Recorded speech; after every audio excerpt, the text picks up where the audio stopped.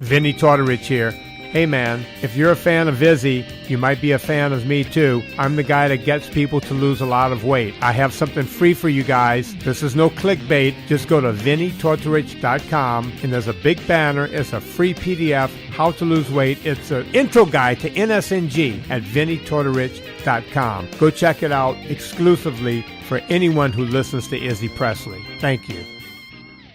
Replay Guitar Exchange is your premier independent guitar store. Being independent is good.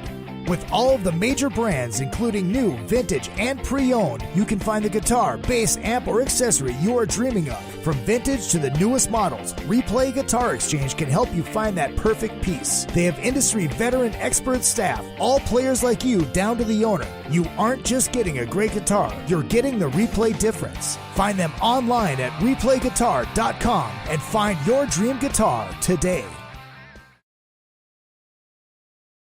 Rockwood Saloon Authentic Apparel takes rock and roll fashion to a new level with their tees and tanks for men and women. They also make custom shirts, jackets, vests, pants, hoodies, beanies, and more. The Rockwood Graphics Department can design anything from your logo, t-shirt design, promo posters, band swag, and printed at great prices. From tour shirts and custom stage gear to killer threads for the street to the stage, Rockwood Saloon has it all. Rockwood Saloon, authentic rock and roll apparel for stage and street. World tour tested for quality, comfort, style, and durability.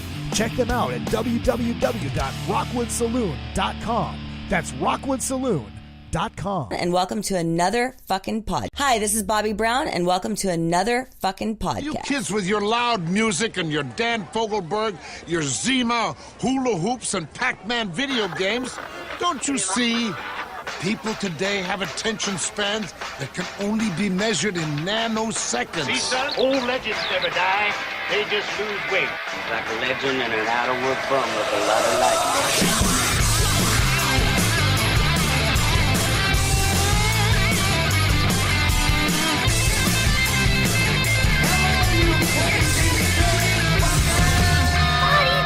Yes, it is party time. Hello, Hollywood. Hello, world. Hello, my loyal minions. It is good to see you, and as always, good to be seen. My name is Izzy Presley, and welcome to another edition, a special Friday afternoon Memorial Day edition of another fucking podcast. In studio, I've got Doug Pinnick of King's X talking about his brand new record and a whole lot of other stuff. Going to get to him in just a tinge little bit, but make sure I got to get through everything before we get to him.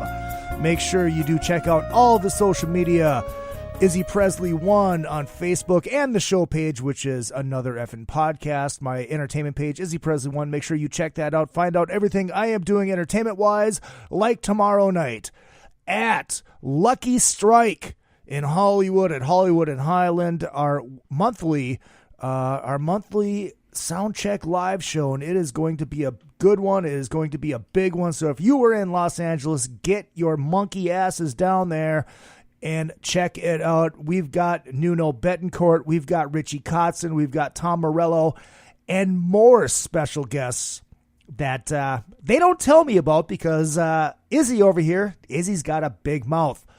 So they don't tell me the secrets, but it's going to be huge. Get your asses down there. It is going to be an amazing, amazing show.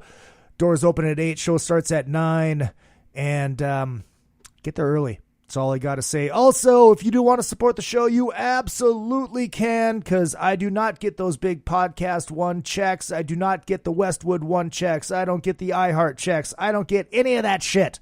So it all relies on you by donating or buying merch. You can find the merch store. Just go to the Facebook page, facebook.com/anothereffingpodcast. Click on that Shop Now button and go buy t-shirts like the hashtag MegaHost t-shirts, the podcast t-shirts, Act Tribute to Ace Frehley t-shirts, all of that good stuff. Or you can just send me money, paypal.me/Izzy Presley, or just use the fucking email address, izzypresley@yahoo.com. Anybody that does send me any kind of money, buy anything, I will send you my voice giving your ways directions. Doug, I sent that to you. Did you? Yeah, I got it. Did you use it? I haven't opened it yet. Ah, Jesus Christ, Doug! I'm terrible. It's quite hilarious. I will. Dude, you'll laugh your ass off. Okay. It's a cool thing because you can record your own voice doing Waze, and I'm surprised more people aren't doing stuff. I don't think they know. I don't use Waze though. Oh, really? I've been told. Well, never mind. All right. Very good. And also make sure you do check out the the Twitter machine also. Real Izzy Presley on my quest for 1 million followers, still creeping around 2,500. Getting up there, and also the same on Instagram. And in studio is the return of one of my favorite guests, your third appearance. Yeah. It's great to have you back. I thought you were going to say the retard when you said re, and I went, okay, Oh, that's no. really cute. No, I have no problem with being called a retard. I call myself I can't that either. every day. Oh, I do too. I do too. You scared the shit out of us fans of the Canyon Club. Yeah. Saw a post. Doug Pinnick collapses on stage. It's like, oh no, not another one. What the hell happened? Well, we usually fly into our shows now. Like every weekend, we'll do an area of 3-4 shows. We'll fly in. Our road crew meets us with all the equipment from Austin, anywhere in the United States, and so we just fly in and play. They're really loyal, and they've been with us forever. And so the last when we did the California run, it was like 7 shows, and so we decided to get a tour bus. And we haven't done that in probably 10 years. Oh, wow. And we're not, that was, a long time ago. We're older now. Right. And my dumb ass, stays up all night, drinks a lot, smokes a lot of weed, doesn't drink any water, doesn't eat right, because I'm a real health nut, and I'm real strict at what I do with my body. But when I'm on the road, everything goes to shit. But it's only 3 days, so I get back and clean myself up. But this time I couldn't. So I got to the place where we got to L.A., I remember I started feeling faint, and I was thinking maybe something was wrong with me, and I was kind of getting scared. Then I felt like I was going to pass out, and I started backing up towards my amp in the middle of the song. Finally, I felt like you're going to fall. And the good thing about it was I was aware of it ahead of time, because a lot of times when you pass out, you just drop. Right. But every time I've ever passed out, I've dropped to my knees before I went out because I knew I was going down. And so I backed up to my amp and went around to the back of it where my bass tech was, Chris, and I just fell into him. He caught me. And then everybody ran over and they got me back, breathing again or whatever was wrong with me. And they said, let's stop the show. And I go, nah, let's play. I felt like I was okay. And I said, if I'm going to die, I'm going to go do it here. Right, do why it on not? stage. So we got back up. And actually, I had more energy and we had a better. Ty said the show picked up after that. So that's good. Maybe I got my second wind or something. Yeah, you got yourself a little quasi nap. Yeah, and I drank a big bottle of water too. That amazingly helps a lot. Duh, especially when you drink. Right. Dude, I can drink a whole bottle of Jack Daniels now, and if I pound water, I could wake up the next day and be fine and not remember what happened last night. Well, that's the beauty of Jack Daniels, because you usually don't want to remember what happened that night. Yeah, I stopped. I'm on Patron now. Patron makes you crazier, but I've stopped drinking so much. There you go. And it's all better now. See, my cure is usually a Monster and some ibuprofen. Oh my God, your liver! I know. They did a study on people's bodies, and people always say alcohol is going to wear you out, it's going to mess you up. They said alcohol doesn't really hurt your liver that much. They said it's like food. Oh, yeah. It's just a natural thing your body's used to. It's the chemicals, it's the pills that we take that your liver has a hard time with. Well, I know, especially with the food, because you heard the ad for Vinny Tortorich, and he's going to be on the show here next week. Are you familiar with Vinny? No. He's the no sugar, no grain guy. Okay. And I eat sugar and I eat grain, but very little, and it's got to be good. Organic, and it's got to be non-GMO or GMO or whatever it is. Anyway, right. Well, he has a podcast and it's daily, and he's got he does like 1 million listens, that's awesome. Multiple times a year. I've been thinking about doing that. You should, because people tell me I should. It's like you my should. secret. What's your secret?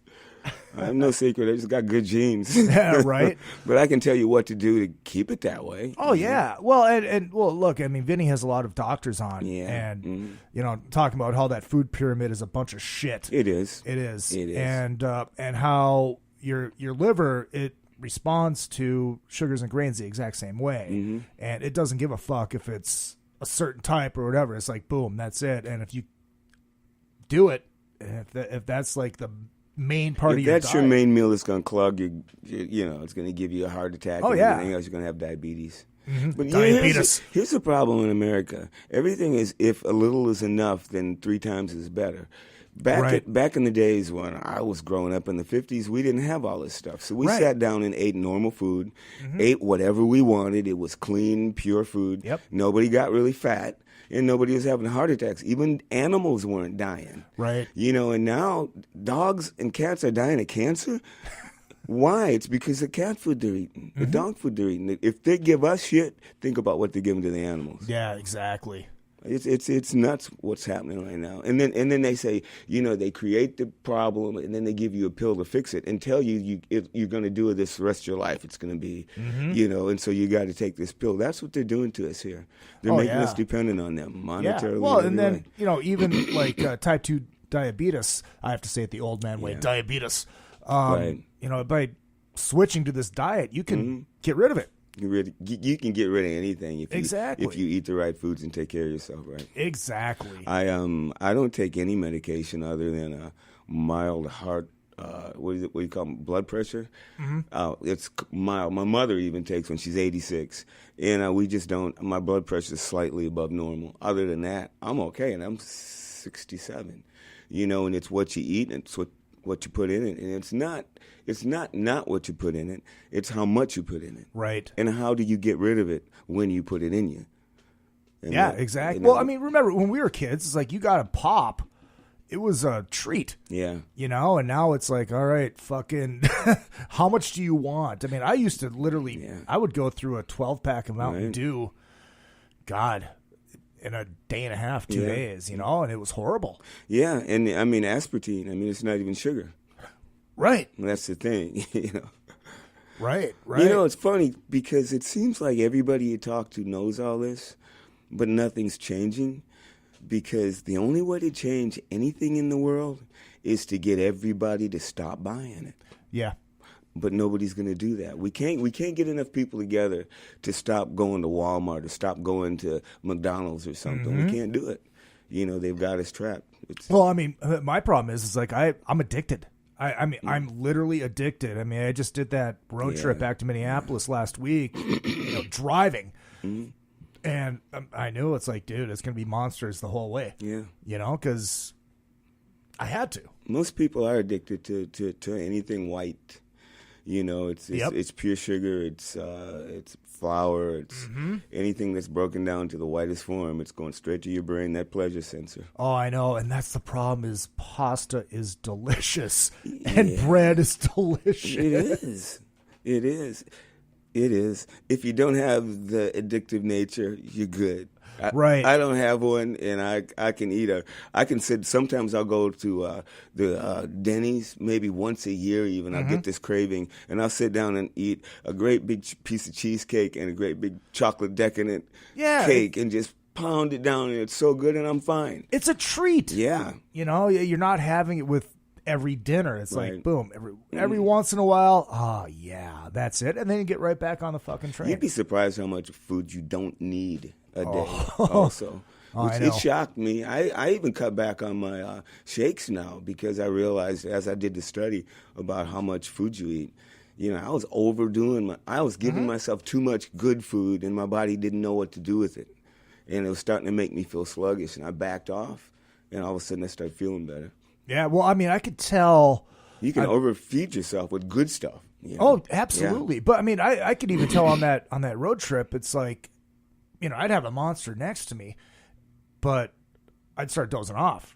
You know, I mean, it was just like, oh, and I'd have to stop and sleep, and then for an hour, and get right back on the fucking road. Crashing with your addiction. Yeah, exactly. Jesus Christ, the chat room is on fire. Everybody talking about how much they love King's X. Awesome. Hi, guys. Hello. Scotty Strickland checking in from Canada. We got Casey down in Texas. We got Jacobus, who you're not gonna be able to hang out with on the Monsters of Rock cruise. Okay. Unfortunately, because he is a treat.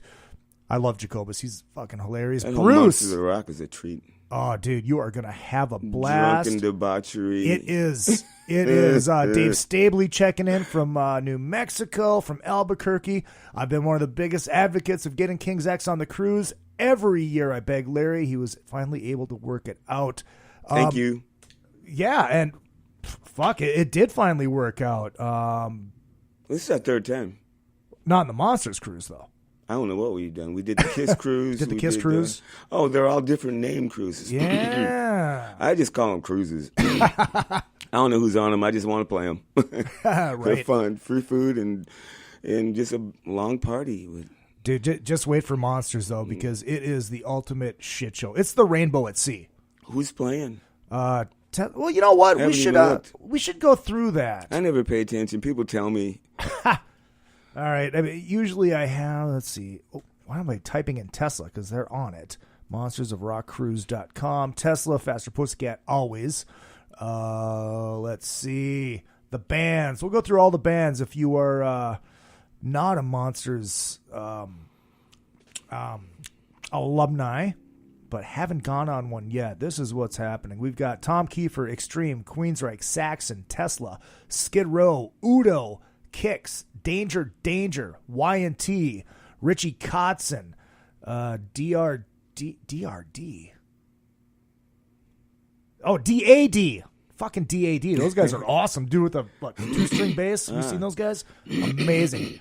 King's X, Pat Travers Band. The Nelson Twins are on there. Choir Boys, Pink Cream 69, Wild Hearts, Rose Tattoo, Eclipse, Soto, Faster Fucking Pussycat, Bubba, My Brothers from Up North, The Killer Dwarves, Brighton Rock, Vane, Mike Tramp, John Karabi, as always, The Bullet Boys, Black and Blue, Tora returns, Tough, Lies, Deceit, and Treachery, which is going to be very interesting because that's the original Bullet Boys band without Mark. And they're both going to be on there, so that should be kind of cool. Jet Boy, Mitch Malloy, Michael Grant and the Assassins, and Femme Fatale. And then it's Return of the Shredders with Gus G, Tony McAlpine, Joel Hoekstra, Neil Zaza, and, of course, your hosts, comedians Jim Florentine, Don Jameson, Luke Carl, Nikki Black, and the one and only Eddie Trunk. You know, we're going to have to start calling it the Senior Citizens Tour. Right? I'm sitting there thinking, there is nobody under 30 in a band.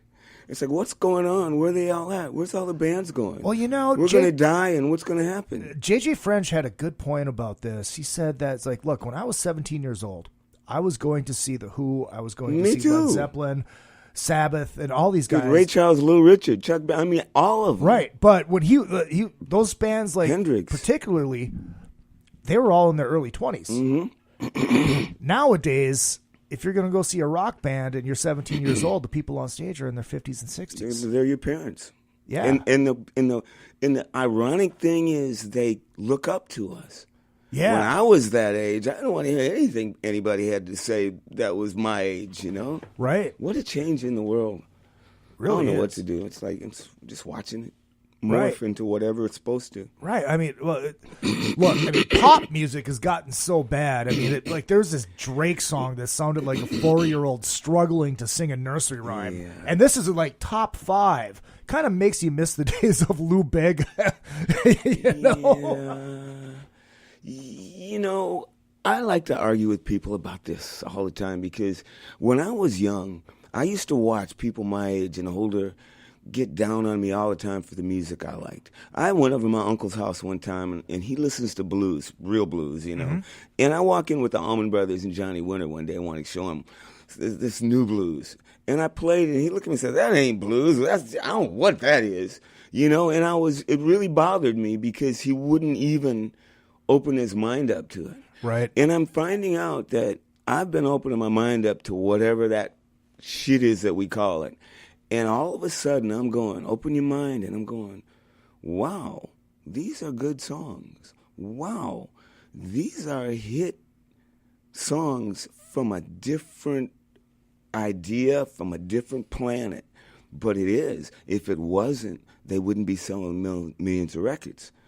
Kids aren't dumb. They just want somebody to talk to them. We don't know how to talk to kids no more. True. And even, when we get together, all we talk about is the old people, Right. because there's no young ones to talk about.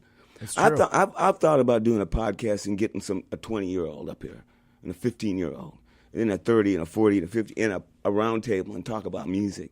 Do it every month and just see because we need to hear what the kids are doing, because maybe we can go back there and encourage them to continue doing what they do, because that's what we were doing. We were creating music that no one heard of, and a lot of people hated us. Remember they hated the Beatles. They thought they were going to send their kids to hell. Same thing with Elvis. Oh yeah. So always remember that as the older we get, let's look past that youth and how stupid we think it is and see it from their point of view. It might be the words that they're saying that these kids are tapping into, because I don't know what kids are listening to anymore or what their needs are. I know what I needed, but kids nowadays, they got a whole other world out there, and to the point where I can't even comprehend what they go through.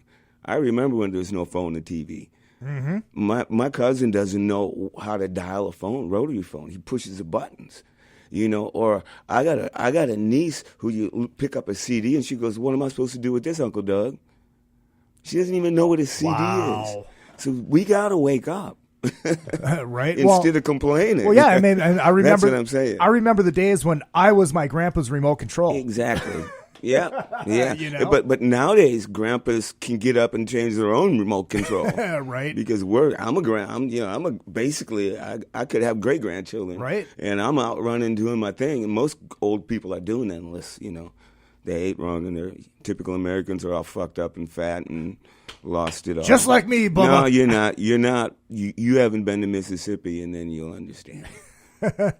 Walk around the Minnesota State Fair sometime. Well, I understand. Same thing. And it's not to be disrespectful. Oh, I know. It's just so sad what the government and what they've done to us and trapped us into this world where we can't get out.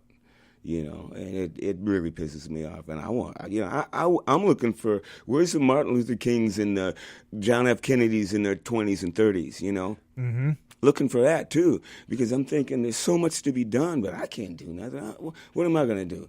But those kids that have the dream and that push and desire to do this, I'm looking for them. And I applaud them, because the young kids are going to take over.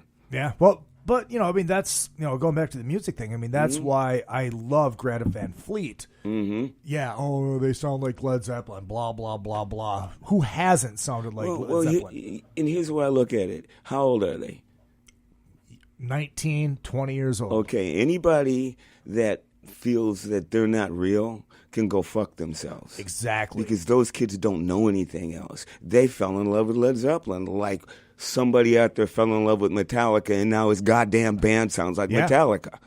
Right. That's the way it is. Why do people hate on each other so much? I don't know, but the oh thing, my God. The thing that, one of the reasons that I have such support for Greta Van Fleet is they're young kids or young adults, and it brings you back to, if they're selling concert tickets and they're going to get those 17-year-old girls going to those shows, the 17-year-old guys are going to start going to those shows.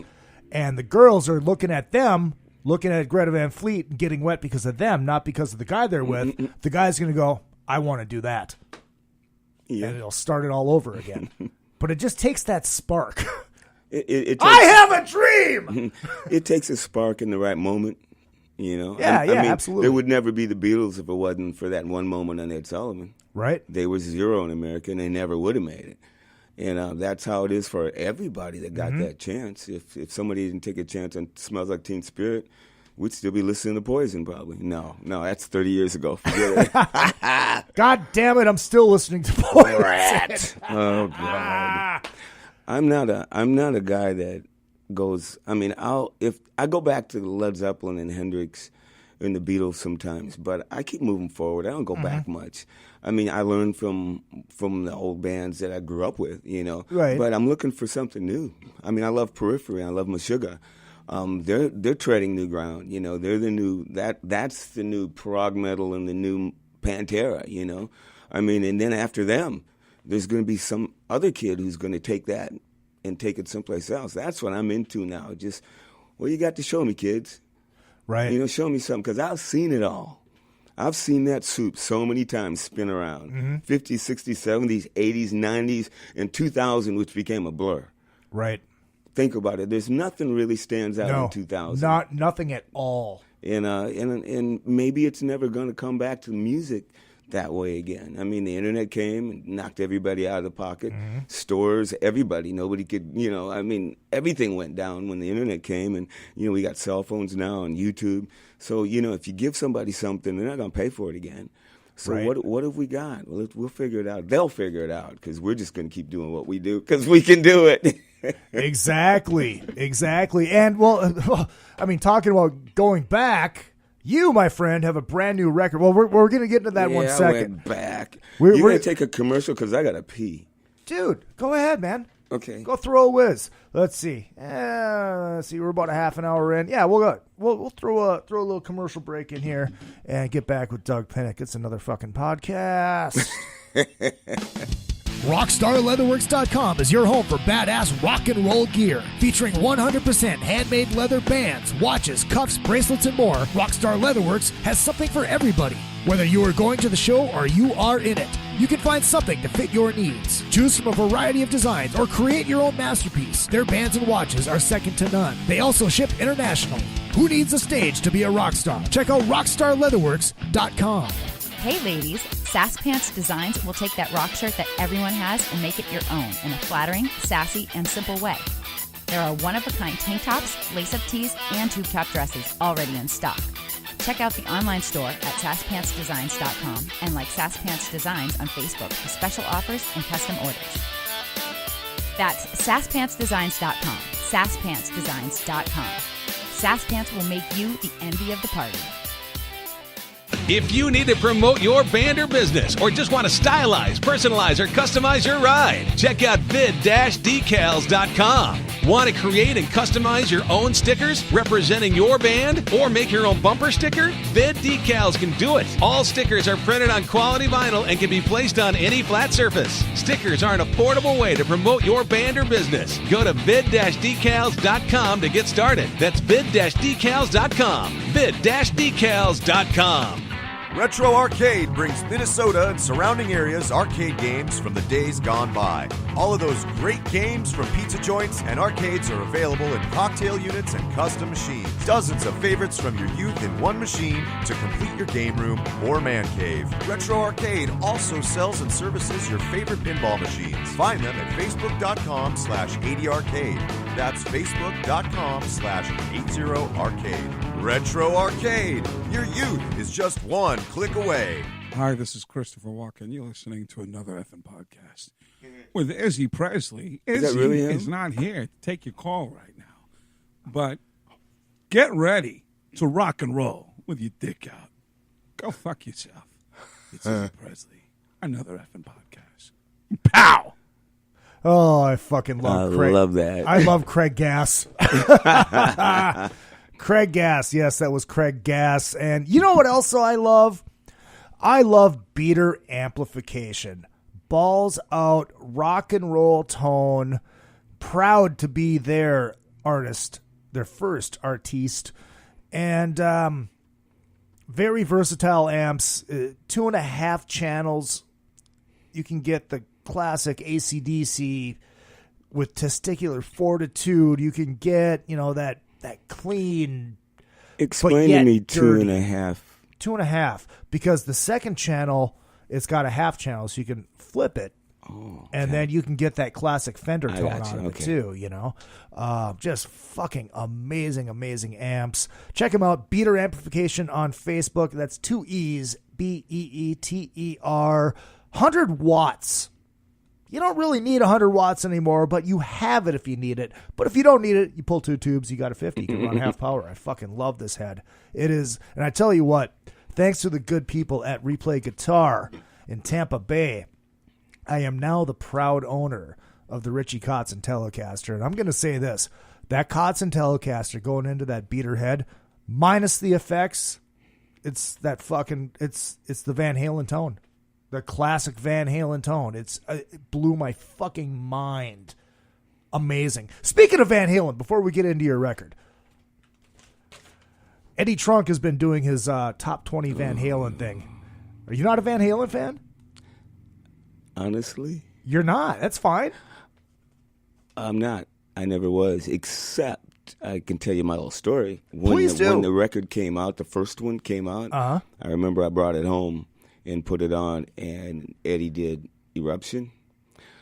At that moment in time, I think everybody, every guitar, every musician's jaws were on the ground, right, with so many thoughts. It's like, number one is, who would start a record with a lead solo? Right. Number one, it was like, that's balls. Number two, he's doing something I ain't never heard before. And at that point, we were in. And I think that's what got me into him. But as you know, I just didn't care for the songs. I didn't care for David's voice that much, you know. But I thought Eddie was a great, and they wrote great songs. Don't get me wrong. And I know them all because we've heard them all, you know. I've hung out with David and Eddie, and our manager used to manage us and them too. Oh wow! Way back in the day, yeah, with Rush, it was the three of us on Ray Daniels. He was our manager. So you know, love those guys and all that. But you know, Eddie said he'd be a fan of King's X if his road crew didn't play us so much. he actually, that is awesome. He said that to me one day. That is awesome. I didn't know how to take it. But that's Eddie. He never does say anything that, to me, it's like, I don't know what you mean, but I'll just take it and walk away. Right. What's it like meeting David Lee Roth for the first time? Man, first time I met David, I'm in the hallway. They had played. He was doing his solo stuff, and the band was in another room, and King's X had played. We were in Oslo, Germany, and we had played that night, and then we went to see them play, and we were all back in the dressing rooms having a party, and everybody singing Beatles songs and stuff. And I remember I was just standing at the door watching everybody, because I usually don't get in there and sing with everybody. My voice is usually shot by that point. So I watch. And David Lee Roth wasn't around anywhere, and I thought, oh, rock star, he's probably going to be on the bus like they all are or something. Right. And somebody comes up and says, David will see you now. And I'm going, what? And they turn me around, and David's standing at this door, and he takes my hand, he pulls me and says, hi, I'm David Lee Roth. I like your band. Great harmonies. And he says, do you smoke weed? And I go, yeah. He says, want to get high? I says, yeah. And we sat down, and he handed me a beer, and he started telling me Van Halen stories. He started telling Van Halen stories, and then a little bit later, quickly later, Ty and Jerry, they brought them in, and they sat down, and we all smoked weed and sat and listened to David Lee Roth tell us stories until his manager came in and said, David, everybody's on the bus. There's nobody in the arena. And we and all three of us walked out the door. And I remember the place was black, and me and Jerry and Ty walked across the parking lot and back to the hotel, and they got in the tour bus and drove away. It was a fun night. Wow.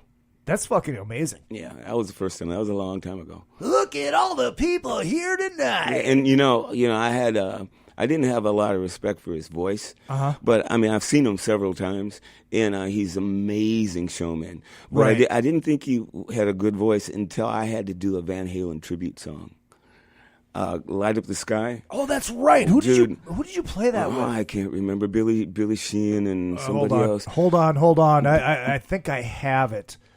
But I tell you what, trying to sing him, I said, okay, I'm just going to do me. Didn't work. I said, I'm going to try to kind of sound like him. Didn't work. I had to sit down and listen painstakingly to how he sang that, because there was no other way I could do it, how he talks and slurs through things. And when I got done learning that, I had much, much respect for him, because he told a story in a way that was melodic. It was really different. It opened my mind up to who he was. And when I met him, he said, well, I'm not a good singer, but I like to think that I bring the circus to town, like Spanky and our gang. And I'm going, yeah. He says, like when I'm riding across the stage on the what did he say, on that banana or something with a cowboy hat. He said when he gets stuck, that's when the show is real.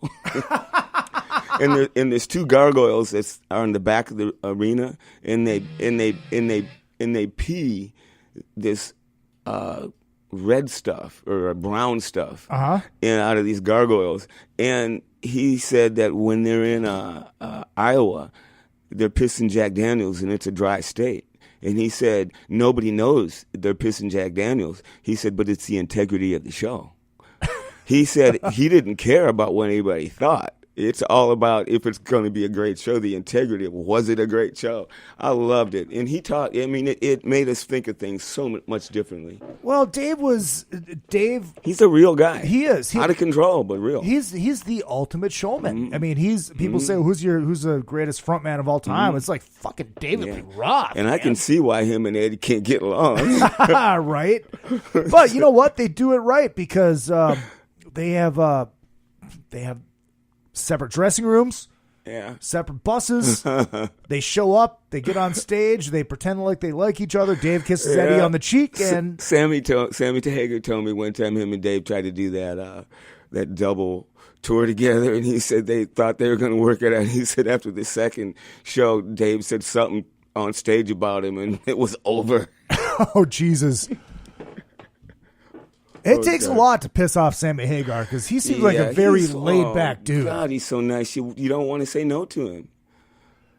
And that's another guy, fucking 70 years old and still rocking. Looks like he's in his 50s. Yeah. He can still sing all that shit. He's been around so long, man. Remember Rock Candy? Jeez. Oh, my God. Well, I mean, Trunk was when Trunk was doing this list, he was talking about how Templeman was saying that when that first Van Halen record, they wanted him as the singer. Wow. Because they were all Montrose fans. But with Dave, it was magic. Wow. You know? They got Jim Dandy with a different voice. David Lee Roth is Jim Dandy. Come on, put two pictures of up in the exact same people. Oh my! I can't find it. I have it, but I can't find the damn thing. I got to see who. That's what I love about it. I love it when there are people that say, they're original. Nobody's original. No. You're an idiot if you say, somebody said, look, I made up a new lick. I go, no, you didn't. Maybe in your brain you did, but there's only 7 notes in a scale. Mathematically, they've been done more than 1,000 times, that riff. All right, Doug, you played with Billy Sheehan, Yngwie Malmsteen, and Vinnie Calais. I don't know how to say that. From Zappa and Jeff Beck. Yeah. Oh, Vinny, okay. Yeah. I don't pay attention. I'm so terrible. People say to me, hey, man, you play, who's so-and-so's playing? Oh, who's that? He says he's a friend of yours. I go, who? You go, and they go, yeah, we text each other every week. That is awesome. I have ADD, and I don't forget faces. I don't forget conversations. Right. But I've known people for years and don't know their name. I'm the same way. Literally, that's why every time I meet somebody, even if I haven't met them or not, I say, hey, how you doing? Good to see you. Covers me. Or in my cell phone, or in my iPhone, when I call people, some of my friends that I've had for years, they go, "You still call me Joe from the Northwest?" Because you meet somebody way back and you try to remember where. Okay, this is up here, and this is I just put little things in there. Or I got Jessie, the weed girl, and she said, "Are you still doing that?" Oh Jesus, that is funny. And that's been 10 years ago or 20. Well, it's funny. I had Stu Ham on like a month ago, and he did Dream On with Dio and Yngwie. And he said Yngwie literally soloed through the entire song, and the engineer just muted him and unmuted him to where there was supposed to be some kind of solo. Wow. But he just played. And he had no idea. I had no idea. I've never went in the studio with any of these things that I've done. They all send the tracks to me. Oh, okay. And I just sing on them. Done a lot with Billy and Yngwie. We were fans of each other. Right. Put it mildly. So we end up doing stuff together. Speaking of influential guitar players that changed the face of the world. And Girl You Really Got Me is my favorite Van Halen song, even though it's a cover. Right. And that's the other thing is like the 2 hits were covers. There's 3 hits. Yeah. And I kind of didn't, for me personally, the respect level is real low at that. It's like you can't write a good song, you got to use covers. Hit songs have already been made, like Come On Feel the Noise, it's already been done. Right. Well, what did you think of the Sammy era? I love the Sammy era, but at that point I was over them. Gotcha. I was kind of saturated. I was moving on to something else. Because I'll give a band 2 or 3 albums and I'm moving on. That's why I don't expect anybody to follow King's X. To me, after 3 records, if they're not making anything if they're not going out and keeping me interested with their live shows, or if they're not giving me new music, then I kind of lose interest. And not new music new honest music. Because a lot of my, peers, they just put crap out now. And I don't want to ever be accused of that, even though I think I have maybe, done some pretty crappy stuff in the past. I feel like I'm stepping back up to the plate now. Sometimes you get depressed and you need the money and you just kind of shit it out. And, right. But everything that I do is always deep down in my heart. So nothing's fake. But that's what I mean is I just wish I want to feel everybody's music. I don't want fake music anymore. The 80s did that for me. I'm done with that. But you know what I've noticed is a lot of these quote unquote legacy acts from the 80s. They tried to change with the times and their sound changed a little bit, but the last 5-10 years, they've been putting out records going back to their roots. Yeah. They've been putting out some good fucking records. I think that's what everybody should do. Somebody said you find your strengths and get rid of your weaknesses instead of trying to strengthen your weaknesses. Because most of my career, everything that I hate about what I do, I've always been trying to fix it. Mm-hmm. And then one day, somebody said, dude, your strengths are what we see. Your weaknesses we don't care about. And so I went, well, start focusing on the strengths and build on that.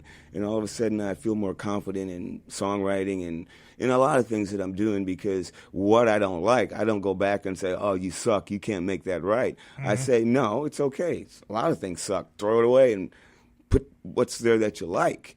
Mm-hmm. And all of a sudden mentally it helps. How has songwriting changed for you over the years?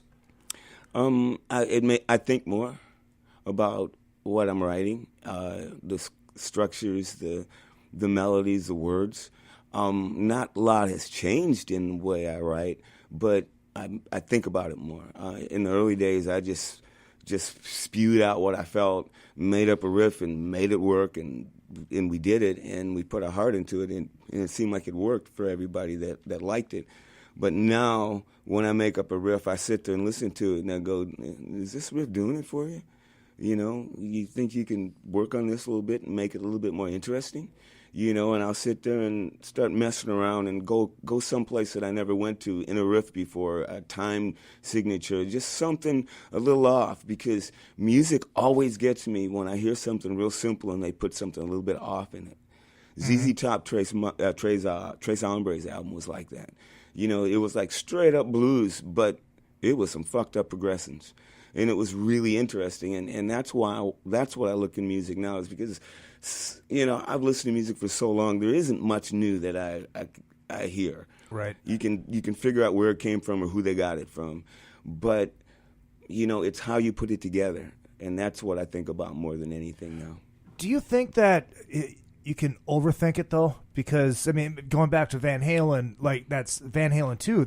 They wrote and recorded that in 2 weeks. Right. Well, there's a balance. See, everything is about a balance, and Jerry Gaskell always says that you got to find the balance, and that's what I've been trying to do all my life. Because you can make simple music, or you can make complicated music, or you can get in the middle and find your place, and then make it all work. And that's what I've been striving to get, is that balance where it's not overworked, it's not underworked, it's just a great piece of music. song, for instance, what is it? Phil Collins. I believe it's coming in the air tonight. Oh, it's a great song. Just listen. Think about that song. There's hardly any chords in it. Right. There's no riffs in it. There's a couple beats and a couple licks. Yeah. In this amazing melody, and that's it. And so for me, in my mind, is I want to create something that clear, but my own way, in my own color, in my own control, which is what we do. We make art from our hearts. Right. Well, we should talk about the new record, which I'm holding in my hand right now. Thank you very much, Mr. Pinnick. We could sit here for hours. Oh, I know we could. I am a babbler from hell. That's why I'd like to have you on as much as possible. Okay, well, I can do that. Anytime you want to come on, dude, I'd love to have you on. But, of course, the new record is called Tribute to Jimmy, often imitated, never duplicated. There's what? Oh, we got 9 tracks on this? Yeah. We did about you didn't send me Voodoo Child before. I didn't know that's all right. No, I didn't send that. No, that's all right. That's all right. We did a whole lot more than that, but my dumbass sang a couple wrong words, just like one word was wrong, and they rejected it and said, "Really? Either I go back in and fix it, or we couldn't." So the record was done, so we just dropped him for the moment. But yeah, it took 2 years for the Hendrix people to finally okay this. Wow. Yeah, this record was done almost 2.5 years ago. Holy shit. I did not know that. I mean, I knew that you were working on it, but I found that out like 6 months ago. Yeah. Is this like you saw Jimmy? I never saw him live. Okay, I thought you said you did see him live. I'm sorry. No, that was a metaphor of saying people's. You know what I'm saying? Gotcha. But no, I wish I could have. I mean, I remember when he died, and I was 21, and he was 27. I called him my big brother because I looked a lot like him. I played left-handed bass, and I had an afro, and a lot of times if I put a headband on, people would go, "Man, Jimi Hendrix," They said, "Are there pictures of this afro that you've shared? Because that needs to get out there. I need to see the show afro you. I mean, pictures." I've got some. Actually, there's a couple on Facebook. Oh, okay. But they're way down. I mean, I think I posted them a couple years ago. Okay, so there's a lot of stuff there. But yeah, Tracy Singleton, Spacey T, we call him. I know Spacey. He played all the leads on the record. Okay. And on All Along the Watchtower, he played acoustic guitar. I played all rhythm guitar, bass, and sang. And Mike Hansen played drums. And we put it together. We went in the studio, and Michael Parnan produced it. And we're all like Hendrix fanatics, so we went out and dug out everything we could find out about what he used, how he did things, and everything.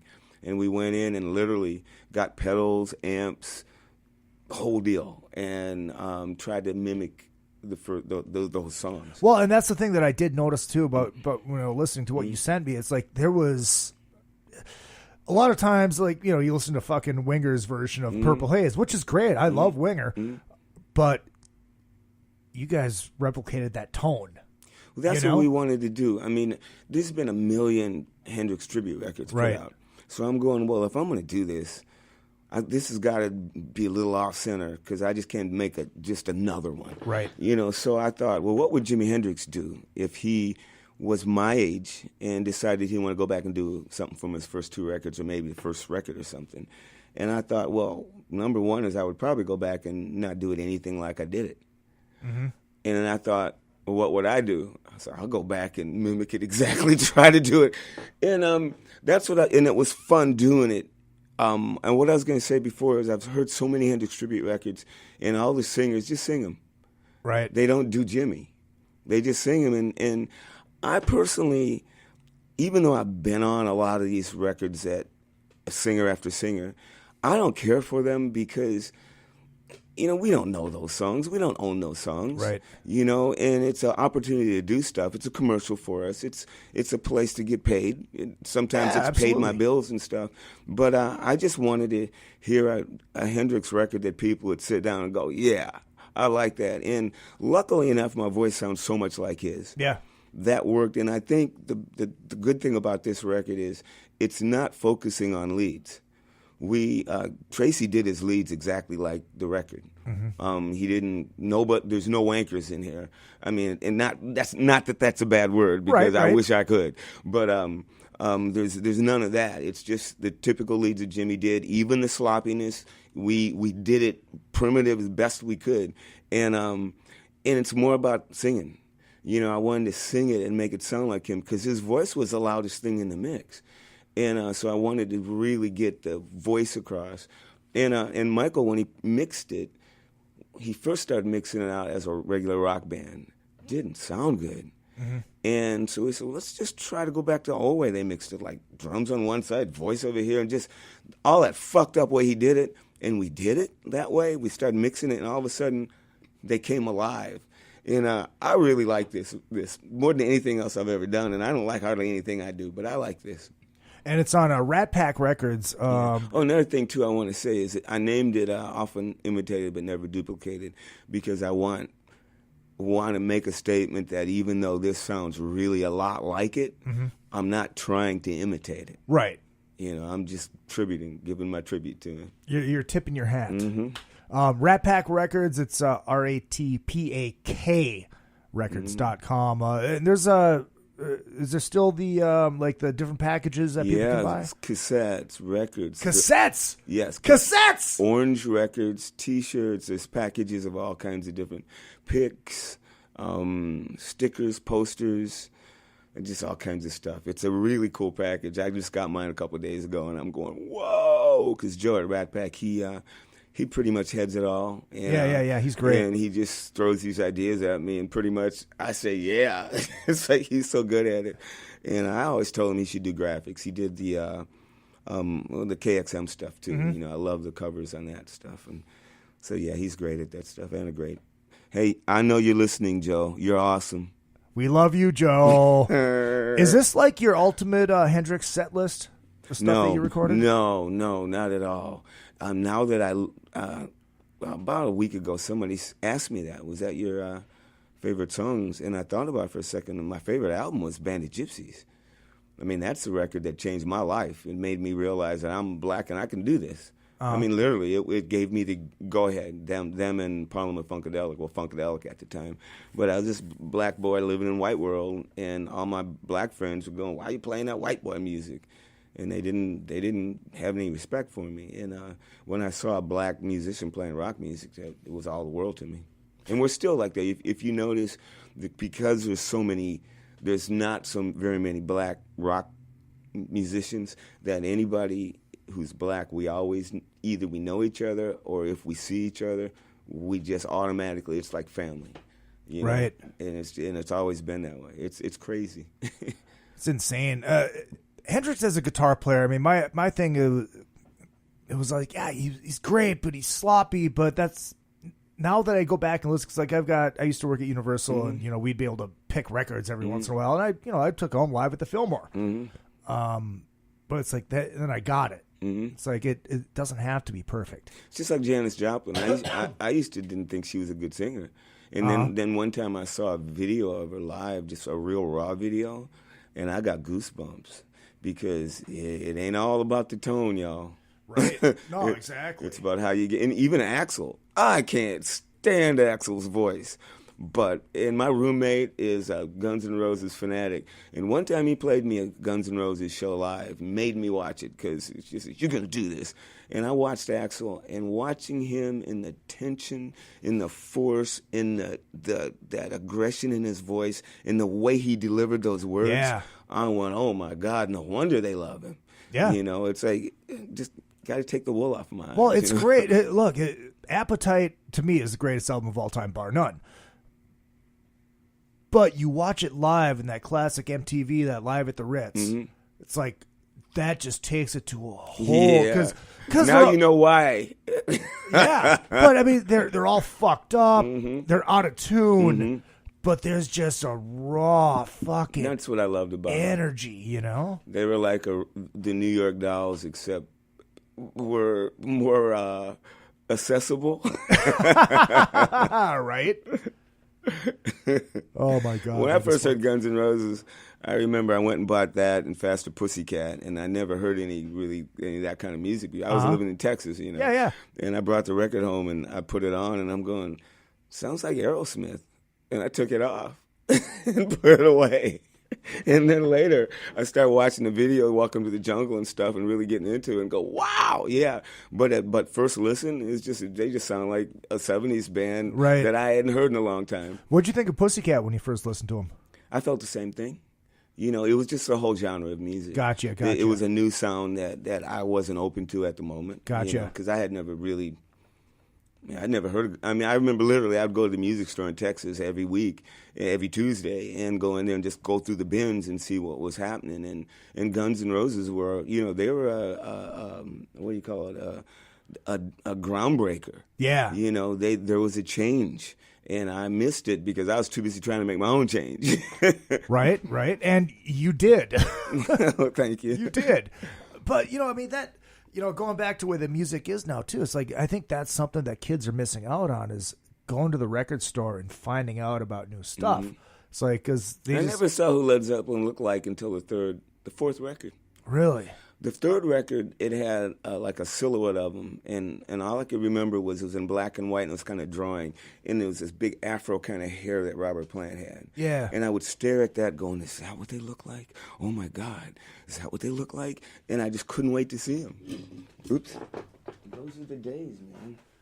Well, shouldn't talk about the old days. Let's talk about the future. I'm bitching about the old days. I love talking about the old days. I do too. Because you're. If somebody's listening too, then I like. If they're not listening, then I want to switch it up. Right. Well, look. You guys okay there? Let us know. Are we talking about good stuff or anything you want to hear? Are we babbling about crap? Not talking about real shit. No, we are talking about real shit. We are talking about real shit. This is some music. Dave checking in. I told him to call in with this question, but he's not. So I'm just going to ask it. Hazy, can you ask Doug how he would feel about a thank you tribute album to King's X? I would love that. Nobody does King's X. And that's because it's really hard. I understand. It's not that it's hard. It's that it's hard to imitate somebody's feelings. Right. And that's what it is with King's X. It's also really hard. Well, okay. You're a listener. I've been listening to this band forever, and I've never been able to figure out because people have told me so many things about us, and I don't know. But one thing I've come to a conclusion with is the three of us are highly emotional people. And when we play, we use nuance in our emotions over the notes. Mm-hmm. And because of that, when you play King's X stuff, the riffs are stupid. The song isn't good. But somehow how we blend it together and give it to you, this thing happens around the people that get it, and they love it. And that's why I feel with us, and that's why it's when someone else does a King's X song, I go, oh wow, they didn't get the chunk right and they didn't get the kick right because everything we do is with each other. Right. It's in each other's head. I've done a couple King's X songs with other people in the last year or so, just at jams and stuff. Mm-hmm. And I couldn't get through the song. I would make it through the song, but I screwed the song up bass-wise and vocally and everything because all the nuances were gone and I didn't know the song. Literally. Wow. I was going, where am I at the chord? And I'm realizing, man, that little thing over there and there that we all do, we know it. And so I get it. And did you listen to the Dennis Dries track I sent you of him doing Goldilocks with the orchestra and all that stuff? And I love that. Now, if you can, anybody that's done King's X completely away from us, because Mike Nesmith's girlfriend did Black the Sky in a swing country. Oh wow! It went. I went. Now that's a song, And everybody that I've seen do Goldilocks on their own moves me because that's a universal song, and it's one of those. But some of the more complicated stuff that we do, not complicated, more just like Pillow or those real simple songs. But when we go chung kung kung. We do these little teeny things that happen, and a lot of people don't notice them.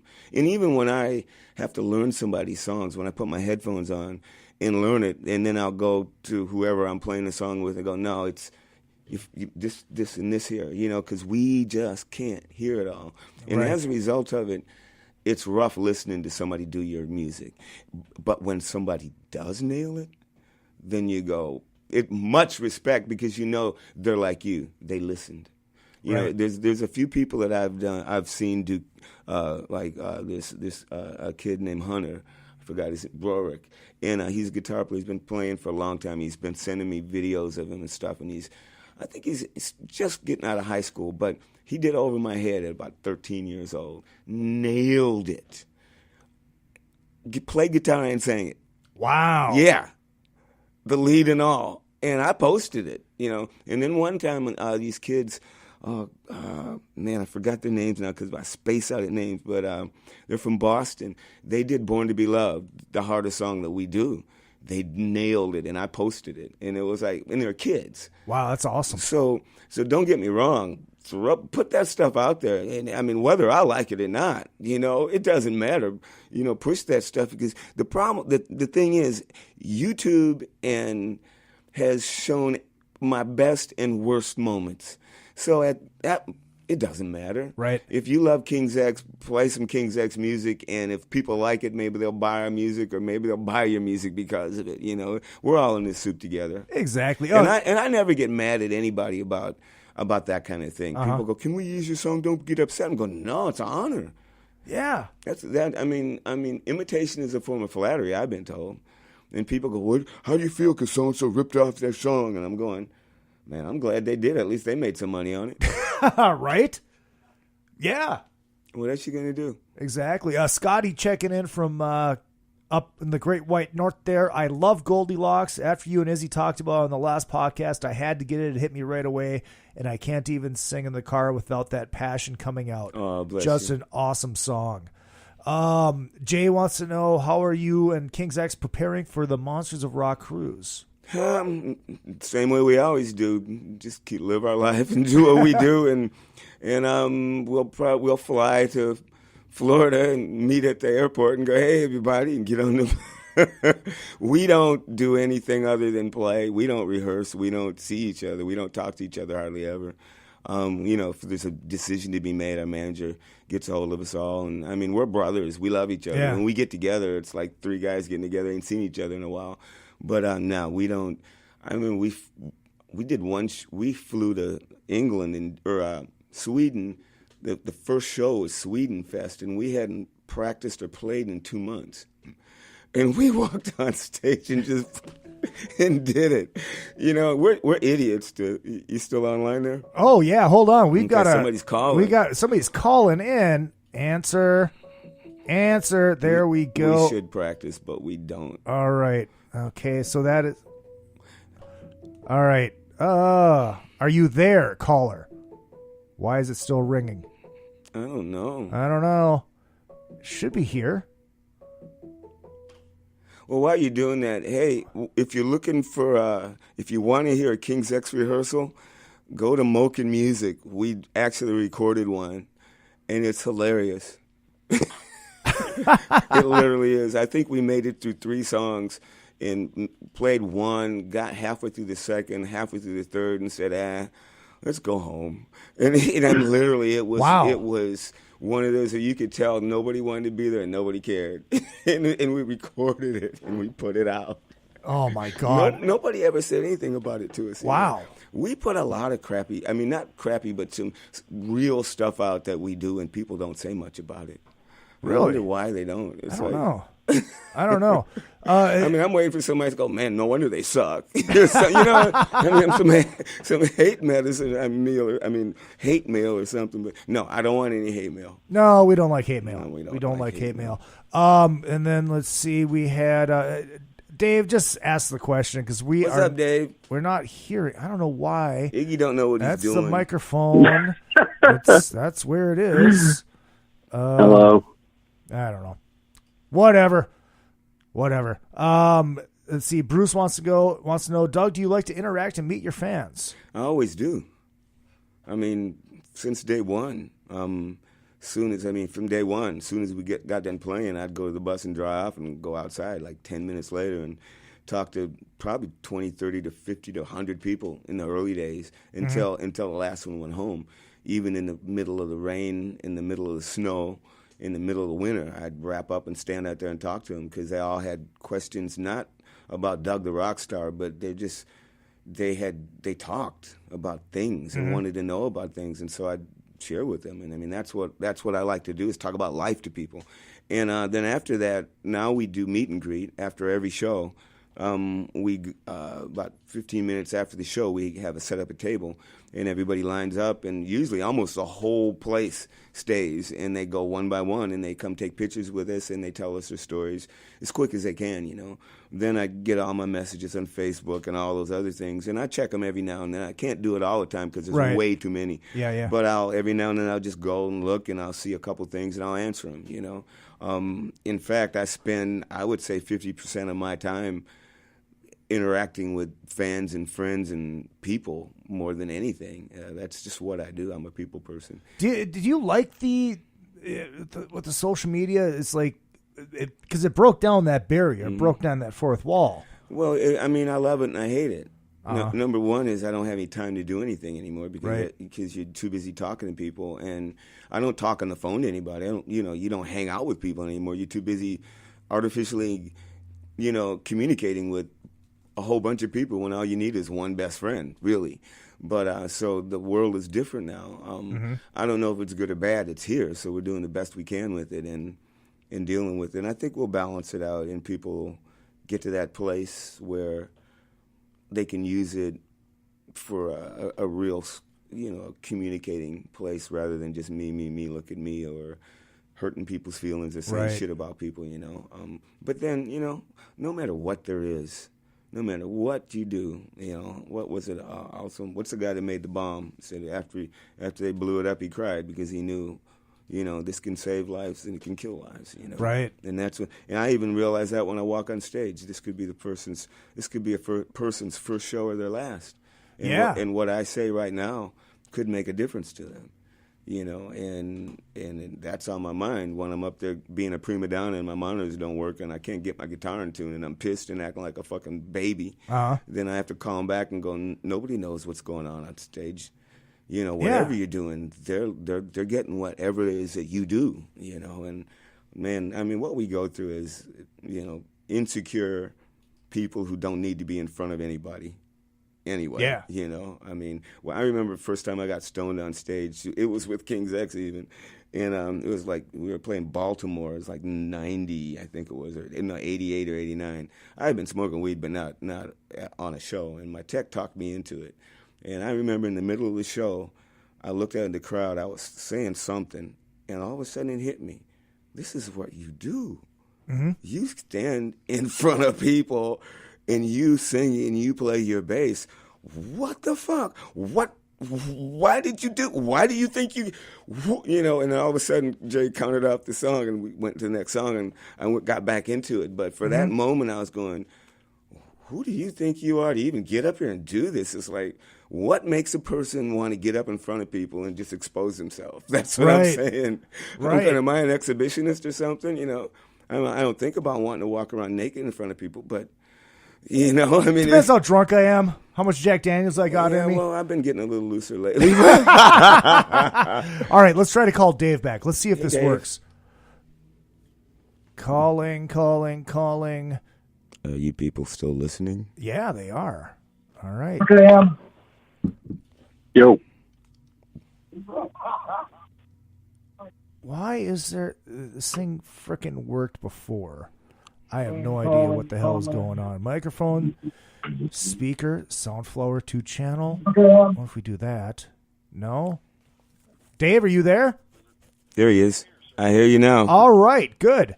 So what's going on, Dave? You are on with Doug Pinnick.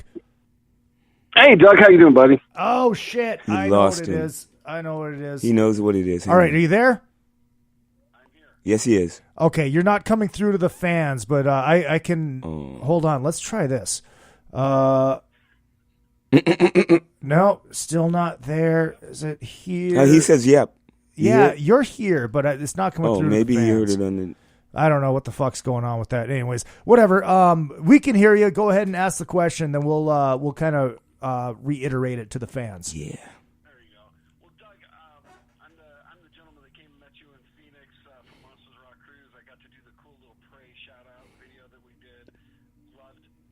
Loved your show, and you were just talking about hanging out with the fans. sat there all night after your show and greeted every single fan. Yeah. I wanted to spend even a moment with you, and I was like, that's so awesome. And so many artists just skip that. They're like, no, I gotta go do something else. And I was like, that was impressive. Oh, thanks, man. He was saying Izzy just put his headphone up to the mic so they could hear what you were saying. They only heard half of it. But he was just talking about us meeting and greeting people. Yeah. I mean, it was just impressive. My actual question goes on to something kind of a little deeper, and I hope I kind of hit the tone right on this. But when King's X kind of first came out into the industry, you guys were very aligned with a lot of the Christian rock that was out. I mean, very big and very popular, and then certain things happened that kind of took away from that. Do you think that actually was a breaking point, or did you continue to grow in other fashions in yourself from that? A breaking point. Well, here's what it is. It's all about perception. It seems like everybody thought we were a Christian band, and we were going out as evangelical and doing that whole thing. Number one is when we formed, I sat down with Ty and Jerry and said, we're going to be a band. We're not going to play for churches. We're not going to play for Christians. We're not going to go that route. It's bullshit, because I already been through it with Phil Keaggy and Petra and all those Imperials and all those big bands. I was in a band and went to one of those festivals where all those humongous Christian bands were, and they were all doing bullshit like normal people were. They were drinking, they were fucking, they were cussing, and they had egos. And they're supposed to be Christians out there. And, and I watched their shows, and it's this pious bullshit. And that was the day I says, I'm not going to do this. If I'm going to make music, I'm going to go out into the world and make it like normal people. And so the three of us decided to do that. We never, ever said we were a Christian band and never, ever entered in that world. But somehow, because they knew we were Christian, and they took our words, churches and kids and everybody grabbed it and said, listen to this, they're Christians. And we became an evangelical tool for the whole, a whole lot of Christians. And as a result of it, I knew it was going to backfire, because I'm not one of them. I'm searching for my own way. And to be a Christian band, you have to do the protocol. When you see bands, even now Christian bands that I'm around, and I go backstage and they're doing cocaine and they're doing shit, and then they get up on stage and tell people to come to Christ and give them this other bullshit, you see, I don't get it, and I don't want to be a part of it. And what bothers me more than anything is because people call us a Christian band. I hate that. But it's what we're called, and we will always be called that. And I'm used to it, and that's the way it is, because we do what we do. I say what I say, and I make no apologies. And the biggest thing about being in a Christian band is you can't be yourself. You can only be a hypocrite, and I did not want to be a part of that. And that's my opinion. People can disagree and hate on me all they want. So we're not a Christian band. We never were one. And because of that, it gave me the right to do what I wanted to and become who I wanted to, and to say what I want without having to answer to anybody but me and God. There you go. Well put. Thank you for the question, Dave. Did you hang up on me? I think he did. I think he's gone. I don't know. I've been Google Voice has been wonky lately. It's just been, because I had Eric Martin on, and it just kept cutting out. So basically, he just called on my cell phone, and I held it up. Okay. Well, I hope he didn't think I was yelling at him. He just asked a question. No, not at all. Not at all. But everybody asked me that question. I mean, I get that question asked every interview that I've ever done, and I've done thousands, and I get that question every time, and I go, what do you do? It's like, right. Right. Hold on. Let's try this. I'm going to try this. I wonder if this will work. I think he has an iPhone. I think I can do it. Doesn't matter, but all right. Thank you, Doug. I was disconnected. That's exactly what I was hoping to hear him say. Thank you, Doug. You're awesome. I was thinking I might have made you mad. No, it's just Google Voice is being wonky. Okay. It used to work so great. And it's like now. Fuck Google. That's right. I'm going to write a song called Fuck Google. There you go. Can I play guitar on it? Well, dude, they know so much about us anyway. Oh, I know. Oh, did you see what happened? What was it? Siri? She took a message from this lady and sent it to her husband and all her friends. What? Yeah. Oh, I didn't see that. It's on the news. Siri starts sending somebody else everybody's messages. Damn. Just out of nowhere. They said some kind of glitch in it, and they explained what happened. But it recorded the whole day. Holy shit. Yeah, and uploaded it onto something. Everything that's going on in the house. Oh, my God. That is insane. First Siri I ever saw, I went, I'm not getting one in my house. That's a mark of the beast, y'all. I know, but, oh, shit, that went away, too. Whatever. We're going to get him anyway. Everybody's going to get him. Yeah, exactly. All right, so ratpackrecords.com is where you can buy the record. I don't know. I love it. Go online somewhere. Go to Facebook somewhere. It's all over the place where you get it. Yeah, I think it's Rat Pack because you can't buy it. And it's not. Well, you can. Well, I think you can get it on Amazon too. Oh yeah, you can get everything on Amazon. Okay. But no, it's not in stores. It's a novelty. You know, we only made a certain amount up. Gotcha. In the packaged ones where all the goodies are, there's only 300 made up, and I signed Oh, them all. wow. And all kinds of stuff, yeah. Nice. Anything going on with KMX? I got to finish singing it. We got 13 songs, and I like them. And but I ain't got no.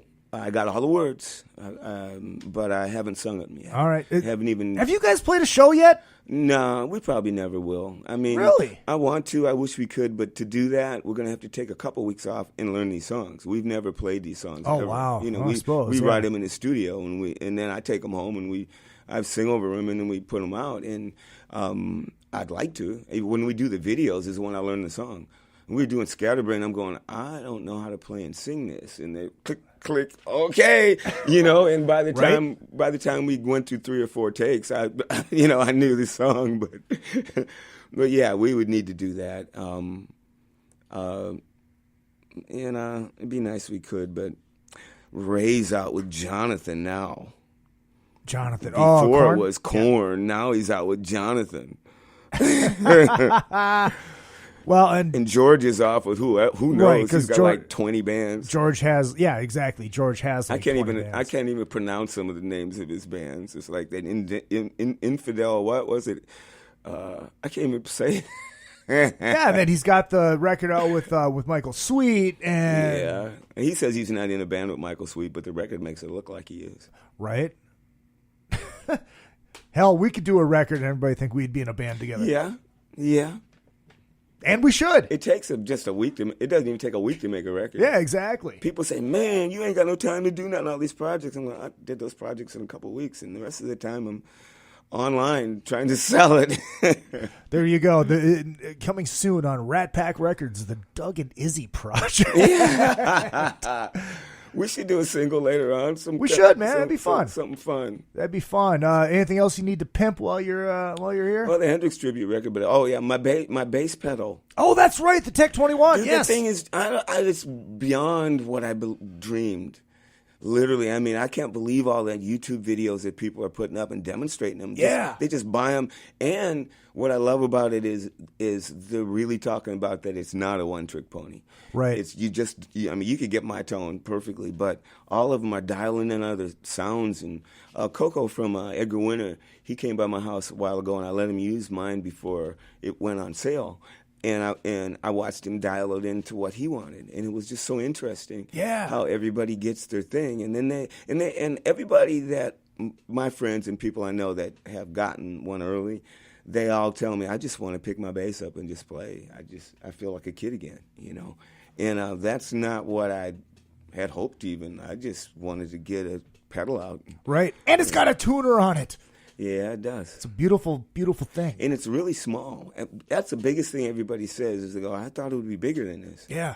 You can put it in your back pocket almost. Yeah, I mean, I've got the Kotzen fly rig, mm-hmm. You know, it's the same thing, except it's the old one. That, you know, he's working on a new one that's going to have a tuner. Yeah, I can throw it in my... one of my friends said, dude, I played it 2 shows. People freaked out. I'm not going to use the amp anymore. I'm going straight to the PA and using monitors. And he was done. No more amps. Wow. Yeah. I remember I took it to I got a band called Grinder Blues. It's a blues band with the Billman brothers. They're two brothers who have their own band, a southern blues rock type bass. But this is our Grinder Blues. We kind of took all the really just dirty blues, the whole just real old time blues, and beefed it up a little bit and dropped it to C or B. No, we're in C. And so it's like Tres Hombres in C, like that kind of a vibe. And anyway, we went to Europe about 6 months ago and did like 3 weeks. And we just played dive bars, like all these blues bars all over Europe. And you just pull up with your bass and your pedal. Whatever's on stage, you play through. And there was some shit on stage. Oh, yeah. And I plugged my little pedal up, and even if I couldn't get it loud enough, I had my sound and I had my comfort zone. Yep. And, we just counted out, and we just would do and it was fun. And every night I took a picture of the rig and sent it back to Tech 21 to tell them what it was doing to every rig. And it was a lot of fun. Well, that's the beauty about those fly rigs, even on the guitar side with the Kotzen pedal. It's like, I don't need it in front of that beater. But when if I fly home, because I drove home, I brought the head with me and then ended up bringing a cabinet home stuffed in Tetris into a Prius with piles of other shit. How I did it, I have no idea. But when I fly home, I bring that pedal with me, and it's just I can get my tone out of it. Yeah. It's so sweet. Oh, I'm thinking something too. Oh, there's always disclaimers. Yes. Okay. When I was doing my spiel on Christian music, I mentioned Phil Keaggy. The reason I did was because I played with him. And he is probably one of the only true Christians I've ever met in my life. There's not one negative thing I can say about him. And I lived with him and played with him for a year, me and Jerry. And he's impeccable. So don't get me wrong. I don't hate Christians. I just wanted to spew out my thoughts on some of these bands that did that. There's real people out there, don't get me wrong. But that was it. Was that a different band? That was 1979. Oh, okay. 679 was with Phil Keaggy. But that's when he was like one of the biggest Christian artists at the time. In time, Jerry and I joined his band as hired musicians, and we went out and did his circuit.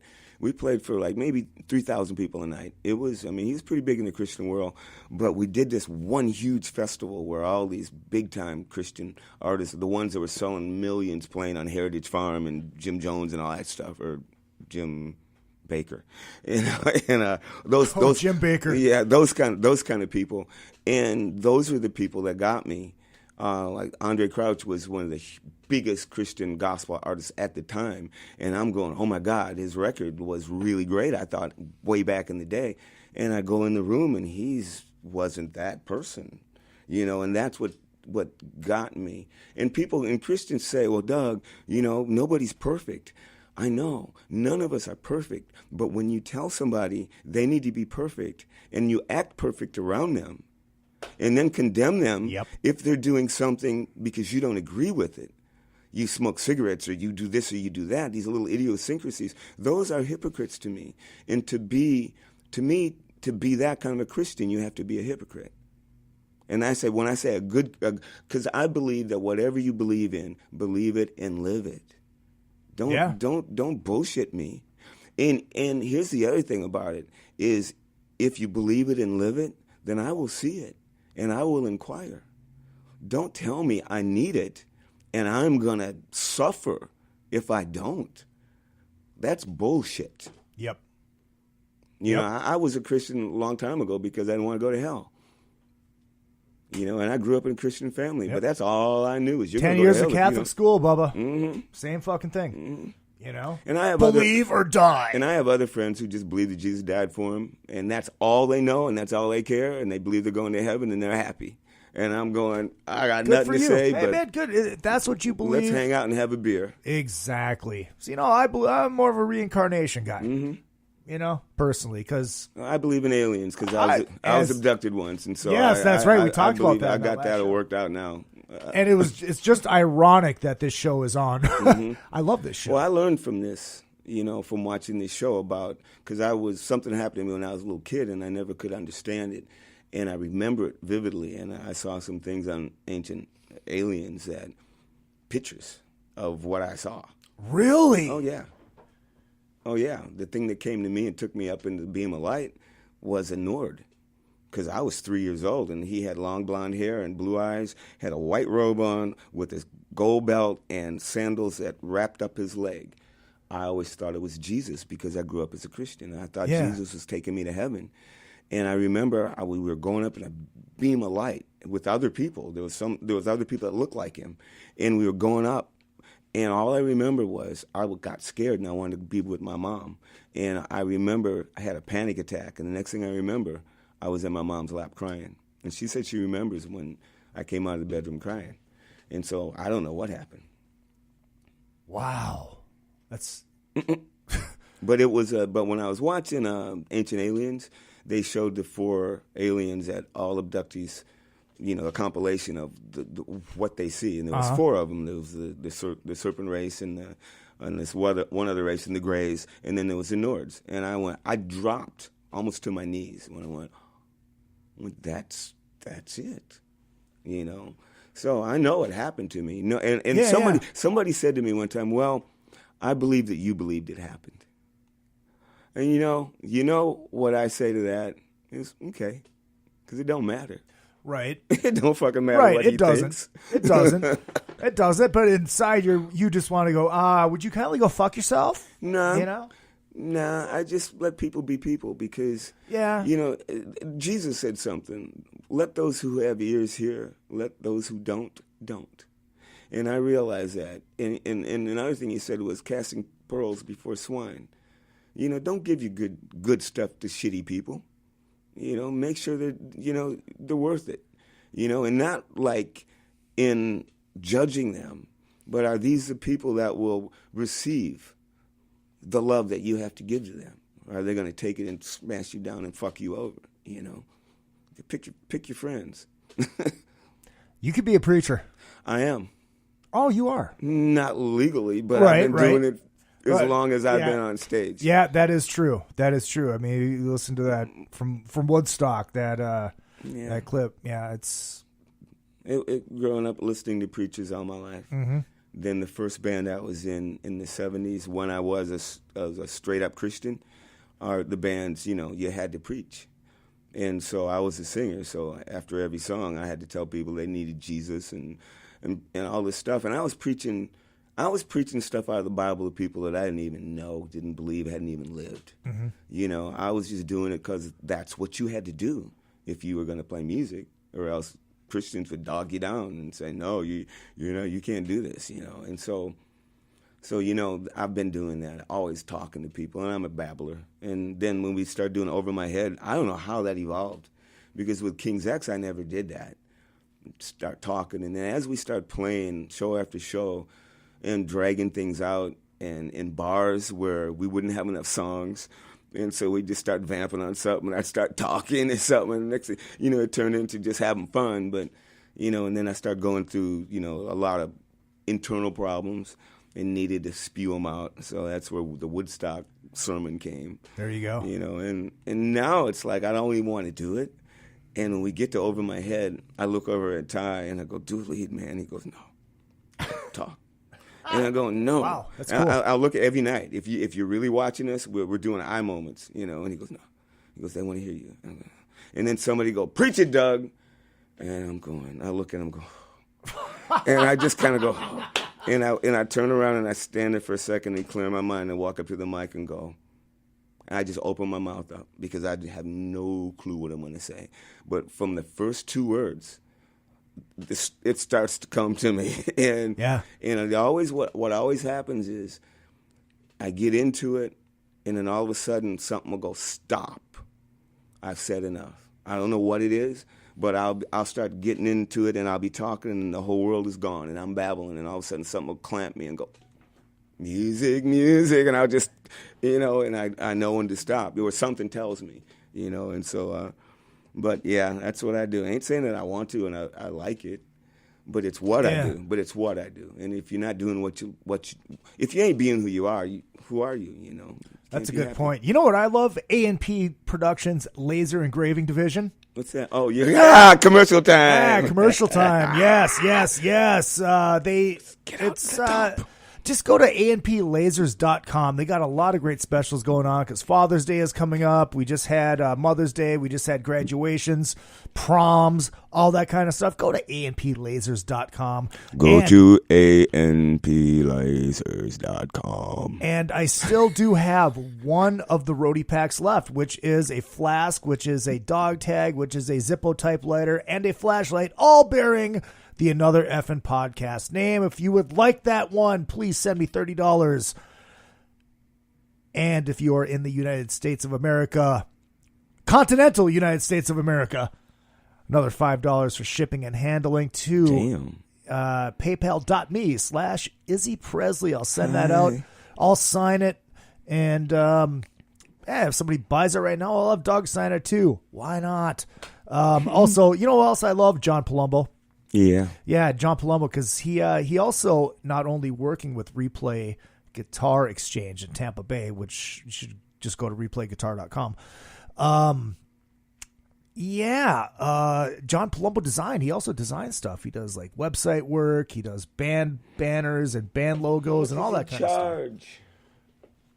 What does he charge? I don't know. Okay, I'll put you and John Palumbo in touch. I'm looking for one. There's people that everybody wants too much money. I know. I mean, God, I can't $200 a month.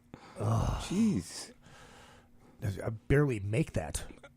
Well, yeah. I hate to admit it, but some days it rains and some days it's dry. That is that true. way. That is true. Oh, Dave says, music, religion, and aliens. Best interview ever. Awesome. Thank Doug for that. Preach it, Doug. I might have seen a few shows. Then you see me spewing out whatever. Exactly. Trying to say something profound and hoping someone gets it. I love it. Anything else you need to pimp? Social media, people can get in touch with you. Website? Social media, it's Doug Pinnick. Facebook, Doug Pinnick fan page, King's X, Appreciation Society. That just came up, and there's a lot of cool stuff on there. I go on there all the time. Nice. And I've got Instagram and Twitter, Doug Pinnick Twitter, Doug Pinnick Instagram. I think I don't know. You can find me. All you gotta do if anybody needs to find me, just look up Doug Pinnick. It's scary. And you know what else? Right. Look up how much money I'm worth. Is it true? No. Let's see. Dude, I was wondering why. Hold on. Don't give it away because I am going. Okay, but I was wondering why all of a sudden all my relatives started calling me up asking for money. Because I've heard that this site is just what these things say is it's just ridiculous, completely off. I won't tell you. Oh, let's see. Net worth, salary, and earnings for 2017 and 18.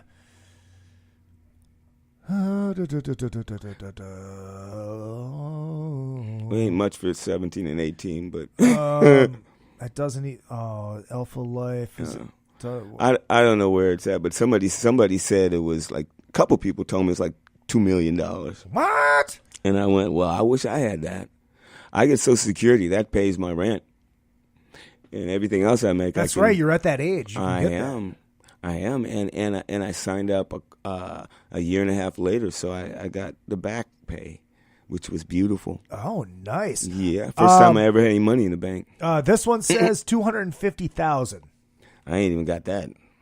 Are you kidding? I wish I had $250,000. I wish I had $250,000. Jeez. I wish I had $250. I got that. Lucky. No, I play in a rock band. I mean, I make a decent living enough to pay my bills. It's month to month, and you got a budget. Since Social Security came along, it made it a lot easier now because I don't worry now. Because some months, if we don't do a gig a month, I get no paycheck, and you got to get paid every month, or else I can't pay the bills. And what'll happen is we'll do a couple months. I'll make enough money to pay off the 2 months that I'm back paid, and that's basically my life has been that way all the time. Is you get your lump sum and then you pay back a couple months back and catch up again, and it's always catch up until I started getting Social Security, and now it's like I don't worry about that anymore. It's not a worry. It's a beautiful feeling, isn't it? It is. I never knew it. That's why I talk about it so much. I talk about it to everybody. And I go, this is what happens when you get on Social Security. Nobody ever told me that. And I know so many old people, they never tell me nothing. Right. You know, and it's like, yeah. Mailbox money, motherfuckers. Make sure you pay your taxes, though, and work. Yeah, exactly. Pay those taxes. Yeah. Pay mine. Actually, I couldn't get Social Security till I paid my tax. I had 5 years taxes I didn't pay. I had to pay them up before I could get Social Security. Oh, it was horrible. Oh, I bet. I did it. I got it. I bit the bullet. Hey, you got to do what you got to do. It wasn't very much, though. It really wasn't, because I didn't make much. Yeah, well, that's always a beautiful thing. Well, that's not a beautiful thing, but you know what I mean. You know, I mean, there was that one time where everybody, you know, like when the housing crunch happened and everything went down, everybody lost their jobs. Yeah. And I remember that year I made $872 according to the IRS. That was 8 years ago, I think it was now. And then the next year it was like $5,000 or something. And the next year it was like $7,000. And now I'm back up to like normal. You know, where you know, I'm living from month to month. Did you? I mean, when those years. I mean, according to them, you could have gotten food stamps. You could have did that whole thing. Did you, but I did never you take advantage of that. No, I never did. I've never done that. My mother, bless her heart, always said, if you can't do it yourself, then you don't need it. And what she meant by that was, don't put your hand out. She had 7 kids, and she raised us as a single mom. And she never was on welfare. And let me backtrack. She was on welfare for a couple years, but what she did, because if you're on welfare, you can't work. Right. She went down and said, look, help me. I make this much money. If you can give me this much to help me with this. And they worked it out with her, and they gave her a little bit of extra, you know, for that. And because she would not. She said, I'm not going to sit around the house and do nothing like the rest of these blah blahs do. Yeah. You know, and she meant that, you know, and she taught me that, you know, it's like, do it, get up. You know, there's something I like to say too. There's so many people out there that are gifted that can change the world with their gift. And what do? They sit and they dream and they hope and they wait for somebody to discover them. And they go nowhere and they end up wasting their life away and they're miserable with a family and a bunch of kids doing what they don't want to do. If you don't get up and walk through that door, you're never going to get there. And I've watched so many people and friends of mine and musicians who are bitter. Well, you got it and we didn't. Well, I went through the door. Mm-hmm. I left home. And all of us, all 3 of us in King's X did. As soon as we were 18, we were gone. We were out there trying to find ourselves, and every door that opened up, we walked through it, and to this point where I'm here in L.A. And if I never walked through those doors, I never would have did it. And if I had sat there waiting, sending tapes out to people, hoping some record company's going to go, oh, my God, you're great. Come to New York and sign you. That's right. You know, the dream is the adventure. Yeah. It's all about the adventure. I look back at my whole career now and go, wow, what an adventure. There was no beginning and there is no end. This is what you do, and you got stories to tell. Somebody said, how'd you feel when you made it? I go, I never felt anything. It was like when I picked up my bass and started playing, I was just happy. When I got paid, I was like going, wow, somebody gave me some money. And to this day, when I get paid for doing this, I feel kind of guilty.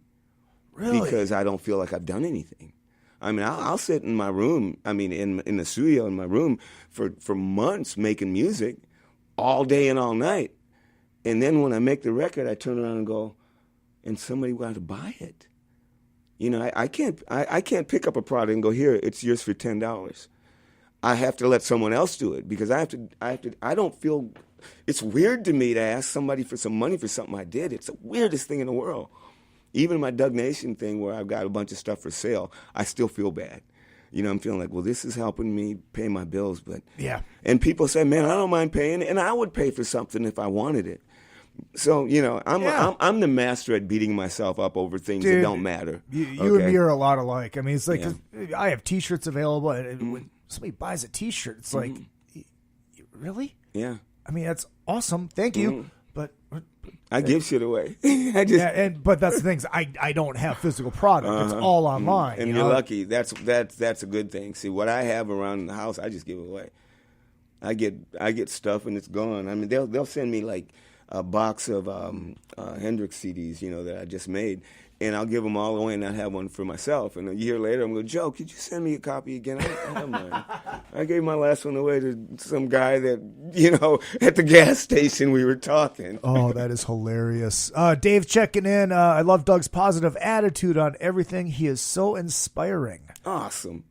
And Jay says, great interview, Izzy. Doug, can't wait to see and meet you guys on the cruise. I have a lot of the Monsters of Rock cruises. All right. Well, we're going to be setting them up. It's going to Set be great. them up. Doug Pinnick, thank you so much. You're welcome. You are welcome at any time. Awesome. You are. Oh, turn that down. Just a content is so good. There we go. Thanks for sticking around, guys, and listening to me babble. Love you. Dude, we listen to you babble at any time. Make sure you check out all the social media. Facebook.com/Another Effing Podcast, and also Izzy Presley 1. And there are going to be check-ins from tomorrow night at Lucky Strike. You coming down to the show tomorrow? Maybe. It's Nuno and Richie and Tom Morello. I mean, I know them all. They're I friends. know. I guess I'll have to come. Yeah, you're going to have to come. Not that I don't want to. There's so much to do in L.A. I just go out so much. I want just to go home and just not do nothing. I know the feeling. Yeah. I really do. Also, make sure you hit up the Twitter machine at Real Izzy Presley. Also the same on Instagram. Send me money. Back to that. Donate to the show if you like. If not, whatever. Izzy Presley at yahoo.com. I'm poor. We'll see you next week. I got Vinny Tortorich in studio next week. He is going to parade me about my diet. It is going to be awesome. Also might have a couple Vixen girls in a couple weeks. Also, the beautiful and gorgeous and hilarious Kate Quigley will be in studio sometime in June. I would quit smoking for her. All right, see you guys next week. I do love you all, and kindly go fuck yourselves.